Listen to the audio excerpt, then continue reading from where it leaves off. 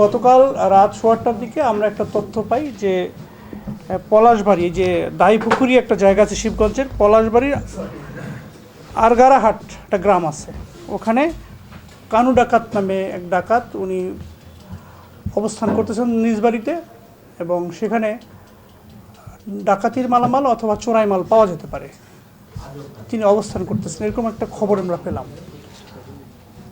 আমরা খুব সময় নষ্ট না করে আমরা টহল টিমগুলি পাঠাইলাম এবং স্পেশাল টিম পাঠাইলাম। পাঠানোর পরে তার বাড়ি চারদিক থেকে ঘেরাও করে আমরা সার্চ করলাম। সার্চ করে আমরা যে পাইলাম যে তার বাড়িতে তার 7টা গরু ছিল, একটা সিএনজি গাড়ি, একটা পিক আপ যেটার উপর গরু বহন করে, একটা মোটরসাইকেল।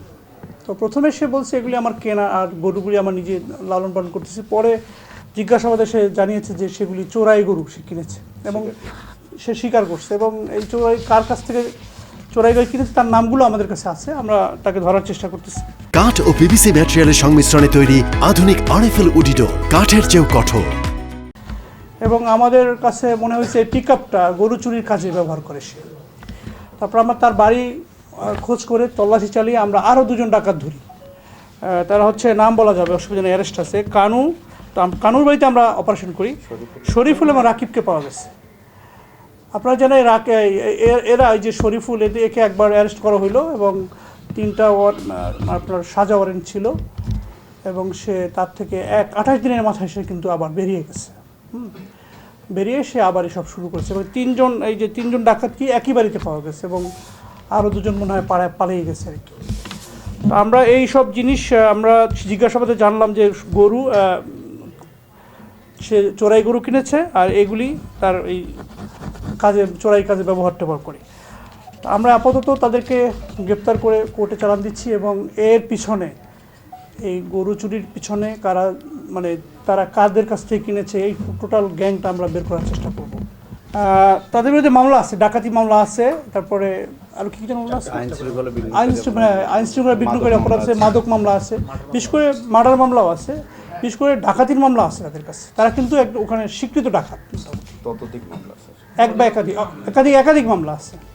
আর ইতিপূর্বে ছোটোখাটো যে বিষয়গুলি হয়েছে সেগুলি আমাদের অনুসন্ধানে আছে কারা করেছে, এবং এই শহরে বা এই জেলায় কারা এগুলি করে, ছিনতাই, চুরি, এগুলি কারা করে, এদের নাম আমরা তালিকাভুক্ত করছি এবং এদের খোঁজখবর নেওয়া হচ্ছে এবং এদেরকে ধরার চেষ্টা করা হচ্ছে।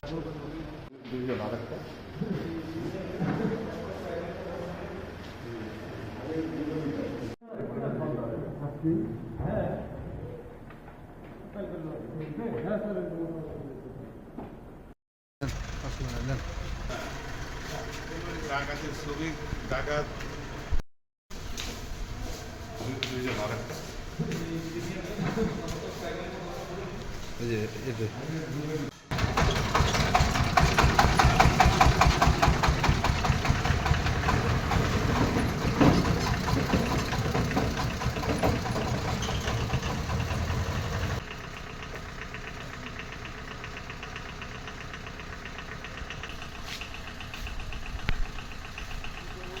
ওদি দেখো মানুষ ঢুকে যাবে। ডাকাত আন্তঃবিভাগ